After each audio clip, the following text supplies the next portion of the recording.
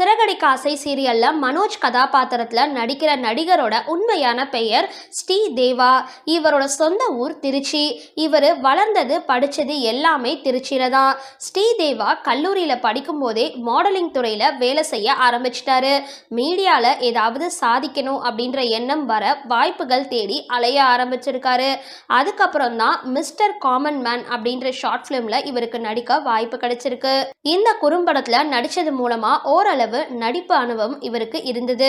இதுக்கு பிறகு நாம் இருவர் நமக்கு இருவர் சீரியல்ல சிறிய கதாபாத்திரத்துல நடிச்சிருந்தாரு. அதுக்கப்புறம் கலர்ஸ் தமிழ் தொலைக்காட்சியில வந்த அம்மன் சீரியல்லையும் இவர் நடிச்சிருந்தாரு.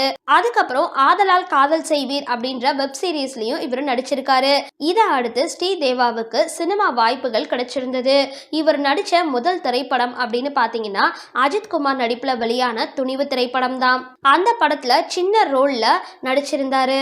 அதை தொடர்ந்து 3GB, ஆரா மற்றும் தம்பி ராமையாவோட இணைஞ்சு ராஜகிளி போன்ற ஒரு சில தமிழ் படங்கள்லையும் நடிச்சிருக்காரு. அதுக்கப்புறம் தான் தற்பொழுது சிறகடிக்க ஆசை சீரியல்ல மனோஜ்குமார் ரோல்ல நடிக்க வந்திருக்காரு. கல்லூரி படிச்ச அப்புறம் ஷார்ட் பிலிம் மற்றும் வெப் சீரிஸ் போன்றதுல நடிச்ச ஸ்ரீதேவா அதுக்கப்புறம் விஜய் டிவில வந்த நாம் இருவர் நமக்கு இருவர் தொடர் மற்றும் கலர்ஸ் தமிழ்ல ஒளிபரப்பான அம்மன் சீரியல் போன்றவற்றில் நடிச்சிருந்தாரு.